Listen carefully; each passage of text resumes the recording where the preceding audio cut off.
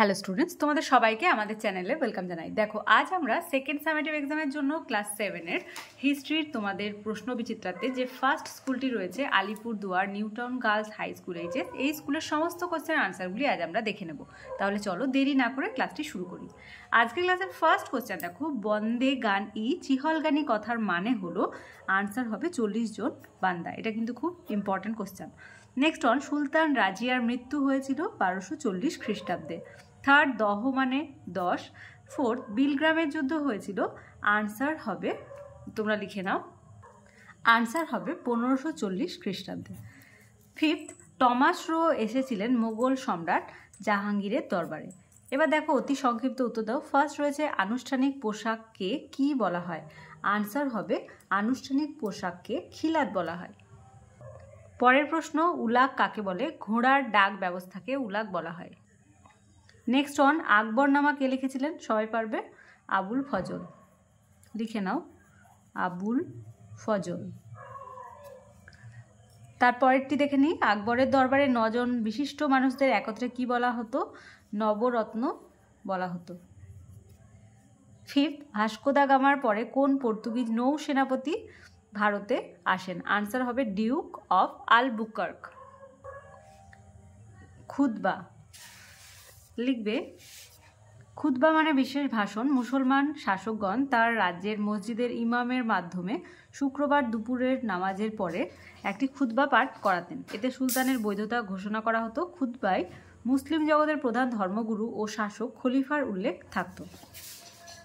Next one, Khanwar যুদ্ধ লিখবে, খানোয়ার যুদ্ধ 1527 খ্রিস্টাব্দে হয়েছিল। দিল্লির মুঘল বাদশাহ বাবর ও মেওয়ারের রানা সংগ্রাম সিংহের মধ্যে খানোয়ার যুদ্ধ হয়েছিল। খানোয়ার যুদ্ধের ফল বাবরের জয়লাভ। খানোয়ার যুদ্ধে মুঘল বাদশাহ বাবর মেওয়ারের রানা সংগ্রাম সিংহকে পরাজিত করে জয়লাভ করেছিলেন। পরের টিকা, হুন্ডি। আনসার লিখবে, হুন্ডি হলো এক বিশেষ ধরনের ও বিভিন্ন মূল্যের কাগজ, যার মাধ্যমে এক জায়গা থেকে অন্য জায়গায় টাকা পাঠানো যেত। মধ্যযুগে ভারতে হুন্ডি ব্যবস্থা চালু হয়েছিল।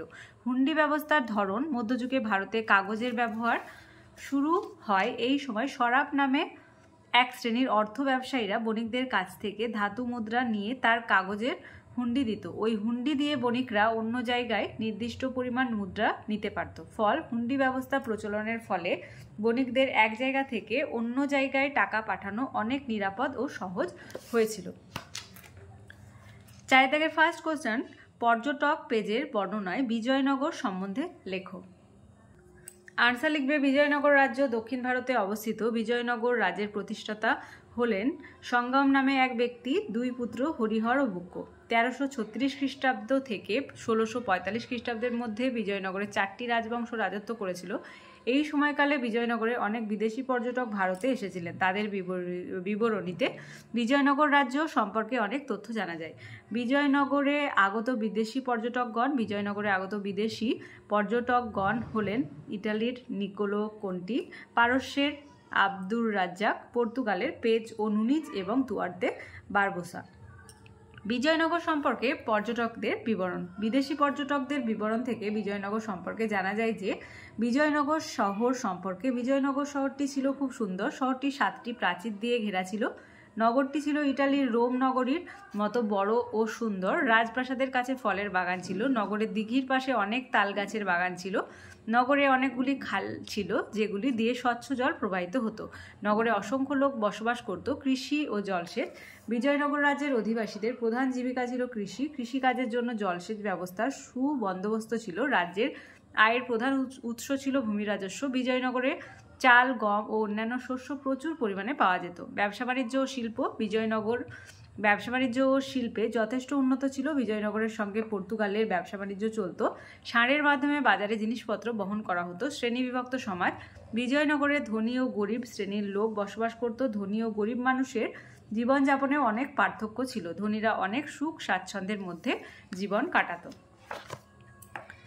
নেক্সট ওয়ান, দাক্ষিণাত্য ক্ষত ব্যাখ্যা করো। খুবই ইম্পর্টেন্ট একটা কোশ্চেন।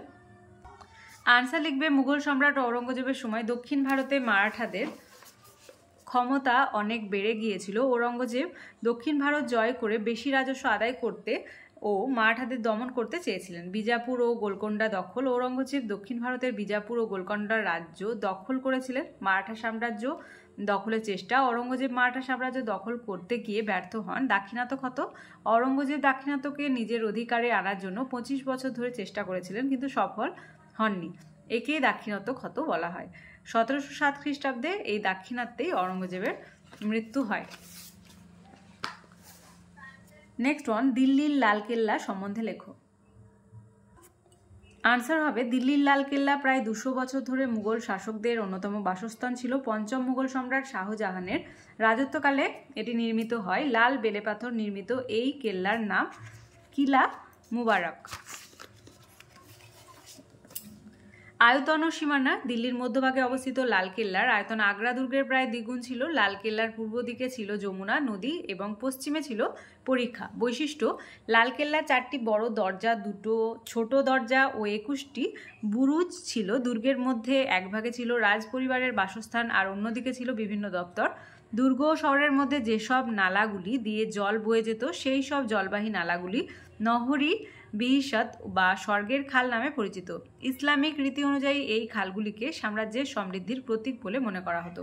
মুঘল আমলে এই দুর্গটি বানাতে খরচ হয়েছিল প্রায় 91 লক্ষ টাকা। বর্তমানে প্রতি বছর ভারতের স্বাধীনতা দিবসে ভারতের প্রধানমন্ত্রী লালকেল্লা থেকে জাতীয় পতাকা উত্তোলন করেন এবং জাতির উদ্দেশ্যে ভাষণ দেন। 5 দাগের ফার্স্ট কোশ্চেন, পাগলা রাজা কাকে বলা হয়? তুগলকি কাণ্ড সম্বন্ধে লেখো। পাগলা রাজা বলা হয় মোহাম্মদ বিন তুগলককে। লিখে নেবে। এর আনসারটি তোমরা এখান থেকে লিখবে। এখান থেকে ভালোভাবে দেখে নাও। এখান থেকে শুধুমাত্র এতটা।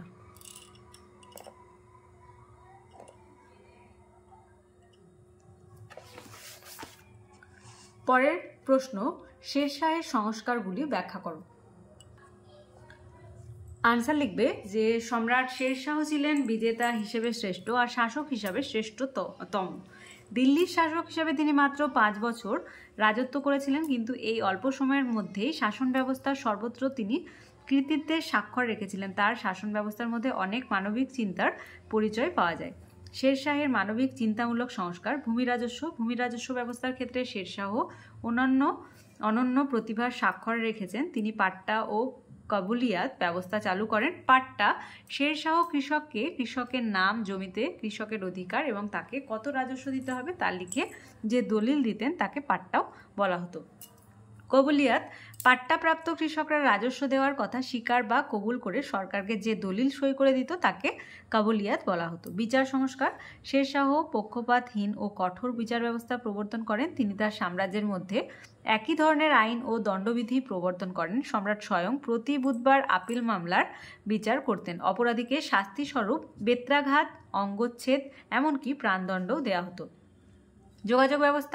যোগাযোগ ব্যবস্থার ক্ষেত্রে সুদীর্ঘ ও প্রশস্ত রাজপথ নির্মাণ শেরশাহের অন্যতম শ্রেষ্ঠ কীর্তি। তিনি পূর্ববঙ্গের সোনারগাঁ থেকে পেশোয়ার পর্যন্ত 1400 মাইল দীর্ঘ পথ নির্মাণ করেন, যা সড়কি আজম, গ্র্যান্ড ট্রাঙ্ক রোড বা জিটি রোড নামে পরিচিত। তিনি আগ্রা থেকে বুরহানপুর ও আগ্রা থেকে যোধপুর পর্যন্ত রাস্তা নির্মাণ করেন। তিনি পথিক ও বণিকদের সুবিধার জন্য রাস্তার ধারে ধারে অনেক সরাইখানা নির্মাণ করেছিলেন। তিনি প্রথম ঘোড়ার পিঠের ডাক আদান প্রদানের ব্যবস্থা করেন। ধর্মনীতি। শেরশাহ ছিলেন সুন্নি মুসলমান। তিনি ধর্মনিরপেক্ষ নীতি গ্রহণ করে শাসন পরিচালনা করতেন। ব্রহ্মজিৎ গৌড় তার প্রধান সেনাপতি ছিলেন। তার উদারনীতির জন্য তিনি ভারতের জাতীয় সম্রাটের মর্যাদা লাভ করেছেন। উপসংহার। মধ্যযুগে মাত্র 5 বছর রাজত্ব করে শেরশাহ উন্নত শাসন কাঠামোর রচনা করেন। এ প্রসঙ্গে ঐতিহাসিক স্মিথ বলেছেন যে শেরশাহ যদি আরও কয়েক বছর জীবিত থাকতেন তাহলে ভারতের ইতিহাসে হয়তো মহান মুঘলদের আবির্ভাব সম্ভব হতো না। আজকের ক্লাসের লাস্ট কোশ্চেন, সুলতানি আমলে জল সংরক্ষণ ও জল সরবরাহ সম্বন্ধে লেখো। এর আনসারটা ভালোভাবে দেখে নাও। ভিডিওটি পজ করে লিখবে, লিখতে সুবিধা হবে। সুলতানি আমলে দিল্লির জল সংরক্ষণ সরবরাহ ব্যবস্থা কীরকম ছিল, এখান থেকে এতটা ভালোভাবে দেখে নাও।